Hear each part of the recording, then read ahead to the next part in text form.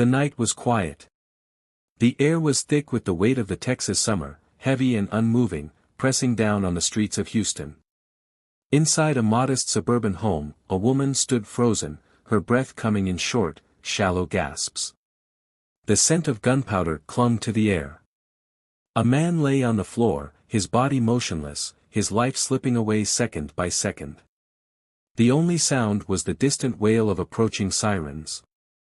Jennifer Carter's hands trembled as she held the gun. Her heart pounded so violently it felt like it might break through her chest. She had called 911 just moments before. Her voice had been frantic, desperate. She had done what she had to do. Or at least, that's what she told the operator. But in the cold, sterile light of an interrogation room, her story would be questioned.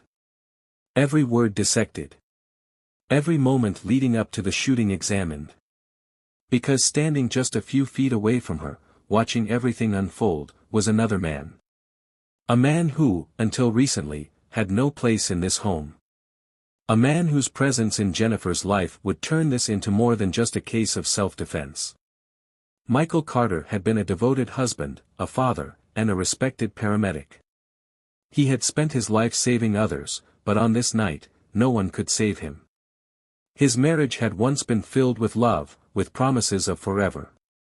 But forever never came. The foundation of trust that once held them together had begun to weaken. Then, it shattered completely. Jennifer had moved on. At least, that's what she claimed. She had found someone new. A fresh start. A chance to feel alive again. But for Michael, this wasn't just another failed marriage. This wasn't something he could walk away from without a fight. He had loved her. He had given her everything. And in return, he was left with nothing. When he showed up at her home that night, did he come looking for answers? For closure? Or had he sensed the danger, the betrayal, the growing tension that had been building for weeks? Jennifer's new boyfriend, Ryan Matthews, stood in the doorway as officers arrived. His arms were crossed. His expression unreadable. He was the only witness to what had happened. And he was the only one who could confirm whether Jennifer had truly been in danger, or if Michael's death had been something else entirely. The police didn't know it yet, but this wasn't just another domestic dispute. This wasn't an open-and-shut case. As they stepped into that house, with its neatly arranged furniture and framed wedding photos still hanging on the walls, they were about to uncover a story that would shake a community. A story that would lead to one of the most controversial trials Texas had seen in years. Jennifer claimed she had no choice. That she had been left with only one option. The prosecution would argue otherwise. What really happened inside that house? What led Jennifer Carter to pull the trigger? And was Michael Carter truly the threat she made him out to be? Tonight, we unravel the truth. Houston, Texas. A city known for its sprawling skyline, relentless heat, and the hum of life that never truly fades. The night of August 12, 2023, was no different, except for one house in a quiet neighborhood, where the air was thick with something else entirely. The weight of something irreversible. Something final. The police arrived within minutes. Flashing red and blue lights cut through the darkness, illuminating the narrow street where Jennifer Carter stood, her arms raised, the gun still warm in her hands. She looked down at the lifeless body of her husband, Michael Carter, sprawled across the floor. Blood pooled beneath him, soaking into the carpet, spreading outward like ink on paper. Officers approached cautiously, weapons drawn, as they took in the scene. A woman in distress. A man on the ground. Another man, silent, watching, standing in the doorway. Jennifer's boyfriend, Ryan Matthews. He didn't move. He didn't speak. He just observed. Jennifer's voice wavered as she repeated what she had told the 911 dispatcher. She had no choice. Michael had come at her. He had been out of control. She had to defend herself. But the first responding officer, a veteran of domestic calls and homicide scenes, knew better than to take words at face value. He scanned the room, his eyes moving past Jennifer and landing on Ryan. The man's expression was unreadable, his arms stiff at his sides. There was something about the way he stood there, separate from the chaos, as if this had all unfolded just as he had expected it to. Michael Carter had been a man dedicated to his work. A paramedic. Someone who had spent years rushing into burning buildings, mangled car wrecks, and violent crime scenes to save strangers without hesitation. That instinct to protect, to mend what was broken, had extended to his personal life as well. He had been trying to hold his marriage together, to fix what was falling apart. Jennifer, on the other hand, had already let go. Their marriage had been struggling for months. The late-night arguments. The long silences. The accusations. The betrayal. She had fallen in love with someone else. Ryan Matthews, a personal trainer she had met at the gym. It had started with casual conversations, then coffee after workouts, then something more. Something dangerous. Michael had found out. And from that moment on, nothing had been the same. Friends would later recall how Michael had changed in the weeks leading up to his death. He was distracted at work. Short-tempered. Withdrawn. He had confided in his best friend that he didn't understand what was happening to his wife, why she had suddenly become so cold. So distant. Jennifer had moved into a new home, taking steps toward an independent life. But Michael wasn't ready to let go. He still believed there was a chance. He still believed that what they had built together wasn't over. So, when he showed up at her house that night, was he there to fight for his marriage? To make one final plea? Or did he already know how this would end? Inside the house, detectives started their work. They examined the crime scene, noting the trajectory of the bullet, the placement of the body. They noted something else too. There was no sign of a struggle. No overturned furniture. No broken glass. No bruises on Jennifer. Michael Carter had been shot once in the chest. A clean shot. Precise. A bullet fired by someone who was either very lucky, or very sure of their target. As Jennifer was taken in for questioning, Ryan was left outside, his arms crossed as he watched the officers load Michael's body onto a stretcher. Neighbors gathered at the edge of their yards, murmuring among themselves. The Carters had always seemed like a normal couple. A loving couple. No one had seen this coming. Or had they? Jennifer sat in the back of the squad car, her face unreadable as she watched the night unfold through the window. The home she had once shared with Michael, the life they had built together, was now just another crime scene. And in the hours that followed, as detectives started piecing together the puzzle, one question would overshadow everything else. Was Jennifer Carter truly a woman who had been forced to defend herself, or was this something else entirely? The clock inside the interrogation room ticked steadily, filling the silence between Jennifer Carter's shallow breaths. The fluorescent light above cast a pale glow over her face, highlighting the dark circles beneath her eyes, the smudged mascara, the slight tremble in her hands. She sat with her arms wrapped around herself, as if trying to hold her body together. Across from her, a detective leaned forward, his fingers laced together on the cold metal table between them. His voice was calm. Measured. But his eyes were sharp. Start from the beginning. Jennifer inhaled sharply, her lips pressing together. He wouldn't leave. He came at me. I was scared. The detective didn't blink. Tell me exactly what happened, Jennifer. Her story came in fragments. Michael had shown up at her house uninvited. He had been angry. Accusing her of lying. He had banged on the door, demanding to be let in. When she did, he stormed inside, his voice rising, his hands shaking. She had never seen him like that before. She had told him to leave, but he wouldn't listen. Then he lunged at her. Her voice broke as she reached the final part. I grabbed the gun. I didn't have a choice. The detective let the words settle between them. Then he shifted in his chair. You said he lunged at you. He tilted his head slightly. Did he put his hands on you? Jennifer's mouth opened, but no words came. Her eyes flickered away. He was going to. Did he hit you? No. The detective's gaze didn't waver. Did he have a weapon? Silence. A single tear slipped down Jennifer's cheek. No. A slow, deliberate pause stretched between them before the detective leaned back. He scribbled something in his notebook. In another room, just down the hall, Ryan Matthews sat at a separate table, his arms crossed over his chest. His face was unreadable, his jaw tight.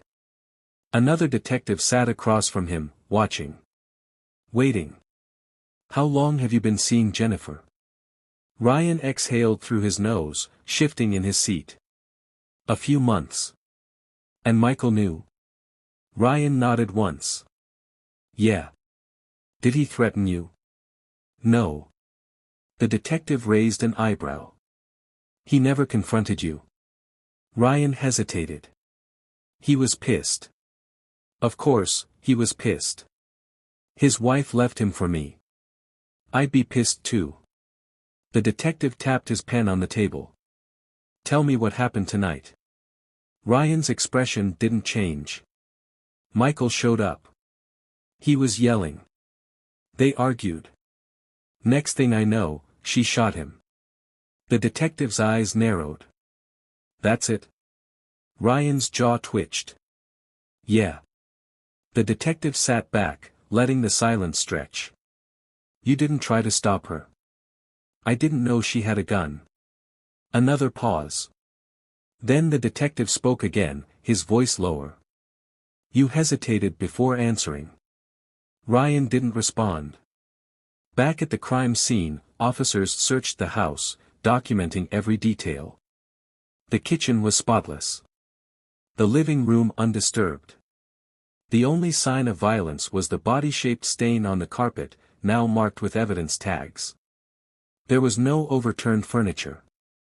No broken glass. No sign of a struggle. In the bedroom, an officer opened a drawer and paused. Inside was a small black case. He lifted the lid, revealing a revolver. The same model as the one Jennifer had used, but this one was fully loaded. A second gun. The officer called it in. Within minutes, detectives were on the phone, obtaining a warrant for Jennifer's phone records, her texts, her emails. Hours later, the truth began to surface. Jennifer had sent a message to Ryan just days before the shooting.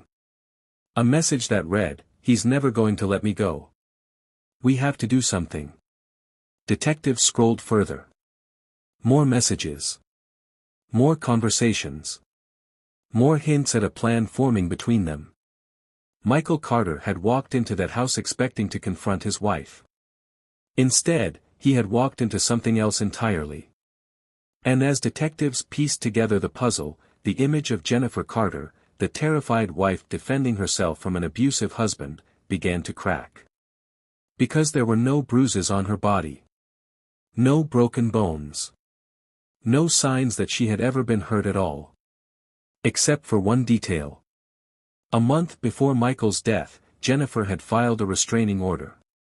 She had claimed he was stalking her. That he had threatened her. That she feared for her life. But when detectives reviewed security footage from the neighborhood, they found something else. Michael hadn't been watching her. He hadn't been stalking her. In fact, he had barely been around.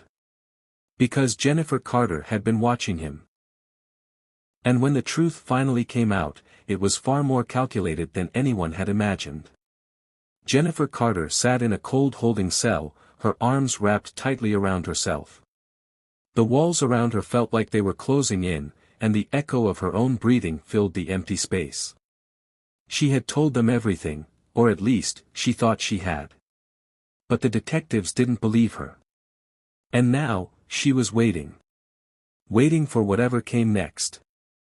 In the hours following her arrest, investigators worked tirelessly to unravel the truth. The second gun found in her bedroom raised more questions than it answered. Why would a woman in fear for her life have a fully loaded weapon tucked away, unused? If Michael had truly been an imminent threat, why not use that gun instead? Ballistics reports confirmed that the gun Jennifer fired had been purchased only weeks before the shooting. A new weapon, registered in her name. A weapon she had chosen. Meanwhile, Ryan Matthews remained silent. He answered only what he had to, never offering more than what was asked. His hands stayed folded neatly on the table in front of him, his face unreadable. He wasn't a man rattled by fear or guilt, he was composed, calculated. Detectives leaned in, studying him carefully. "You said you didn't know she had a gun," one of them said. "But we checked your phone records. You two talked less than an hour before Michael arrived at the house. What did she say?" Ryan exhaled through his nose, shifting slightly in his seat. "Nothing about a gun." "Then what did she say?" A long pause. Then, Ryan shrugged. "She said he was coming over." "Did she seem afraid?" Ryan hesitated, just for a fraction of a second. "Yeah. Afraid enough to kill him?" Ryan's lips pressed into a thin line. "She wasn't planning this." The detective sat back, crossing his arms. "Then why did she tell you, just days before the shooting, we have to do something?" Ryan's jaw clenched. His eyes flickered, but his expression remained neutral. The detective continued, his voice firm. "Jennifer Carter didn't just act on impulse. She had time to think about this. She bought a gun. She sent messages. She told you she wanted him gone. The question is, were you a part of it?" Ryan said nothing. Back at the Carter home, forensic specialists examined the crime scene. Michael's body had been removed, but the blood remained. The patterns told a story that conflicted with Jennifer's version of events. If Michael had truly lunged at her, if she had been backing away in fear, the angle of the gunshot didn't make sense. The bullet entered just below his ribs, traveling at an upward trajectory. That meant Jennifer hadn't fired in panic. She hadn't fired as he was charging at her. She had fired while he was standing still, or worse, while he was already down. Neighbors had heard the gunshot. They had heard Jennifer screaming. But there was something odd about their statements. No one had heard Michael yelling. No threats. No arguing. Just Jennifer's voice, high and panicked. And Ryan? Nowhere to be seen. But phone records told another story. Just minutes after the shooting, Jennifer had called Ryan. Not 911. Not the police. Not a friend or a family member. Ryan. And Ryan had answered. The call lasted exactly 37 seconds. The detective across from Ryan tilted his head, watching the younger man closely. "You know what I think," he said. "I think you were outside. Maybe even in the driveway. I think Jennifer called you the second she pulled that trigger. And I think she needed you to tell her what to do next." Ryan's fingers twitched. Just slightly. The detective continued. "Because she panicked. She thought she could do this, thought she could handle it. But the second it happened, she lost control. And you," he leaned in just slightly. "You were the one person who knew what to say." Ryan's breath was steady, his expression unreadable. But the detective knew better. He could feel it, the tension in the air, the silent war happening behind Ryan's eyes. Jennifer's interrogation resumed the next morning. She had barely slept. Her hair was unkempt, her hands shaking as she sat across from the lead investigator. "We know about the phone call," he said simply. Jennifer blinked. "What? You called Ryan? You didn't call for help. You called him. Tears welled in Jennifer's eyes. I didn't know what to do. The detective didn't let her finish. Tell me the truth, Jennifer. Did you plan this? Jennifer's lip quivered.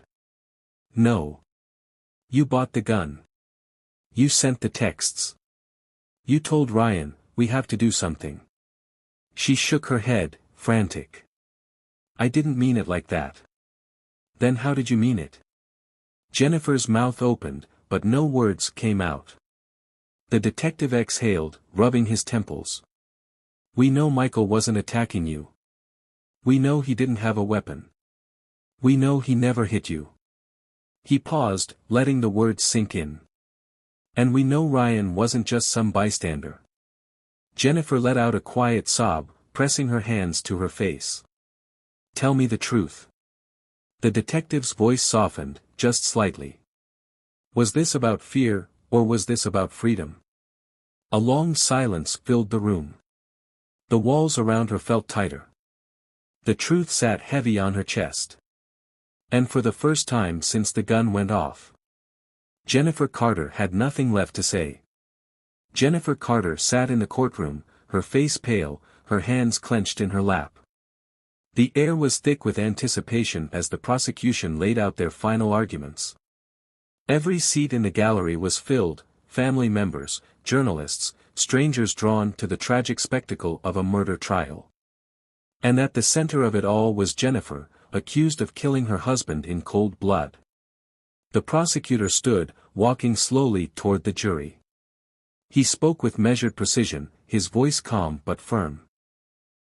Jennifer Carter wants you to believe she was a terrified wife, a woman pushed to the brink, left with no choice but to defend herself. But the evidence tells a different story. He paused, letting the weight of his words settle over the room. She wasn't a victim. She was a woman who wanted out. And she saw only one way to do it. He gestured toward the screen behind him. The courtroom grew silent as the jury once again saw the crime scene photos, the blood-stained floor, the discarded gun, the motionless body of Michael Carter. This was not self-defense, the prosecutor continued. This was a decision. A calculated act. She purchased a gun just weeks before the shooting. She sent messages to Ryan Matthews, messages that made her intentions clear. We have to do something. Those were her words. He turned to Jennifer, his eyes locked on her. And she did something, all right. She shot her husband. She didn't hesitate. She didn't waver. She pulled the trigger, and then, she called Ryan. Jennifer's attorney stood, adjusting his suit jacket. He approached the jury with slow, deliberate steps. Fear is not rational, he began. It doesn't follow logic. It doesn't wait for perfect timing. It consumes. And on the night of March 14th, Jennifer Carter was consumed by fear. He turned to face her, his voice gentler now. She lived in a marriage filled with emotional torment, with manipulation, with control. And when Michael Carter showed up that night, she knew exactly what he was capable of. A murmur rippled through the gallery. The defense attorney continued, his voice unwavering. She didn't call 911 because, for years, 911 wasn't an option.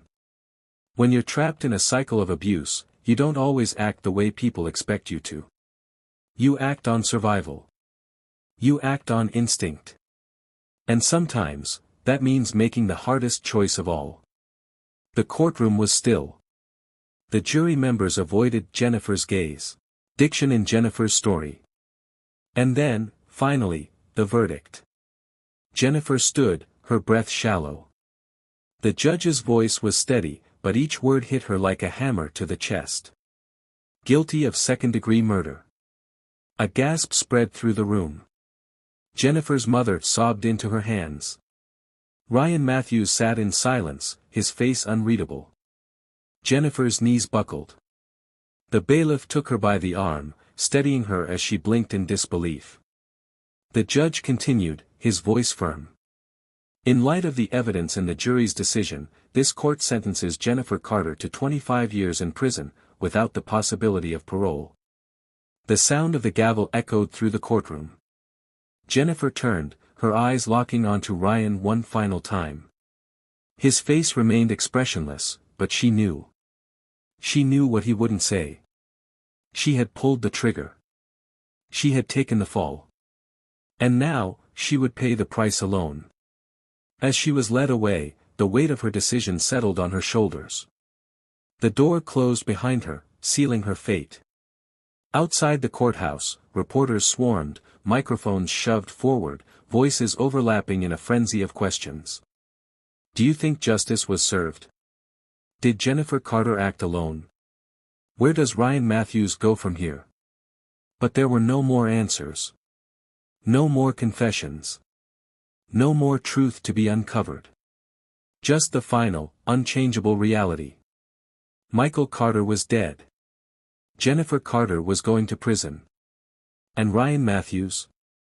Ryan Matthews was walking free. The case was closed. The files were sealed. The world moved on.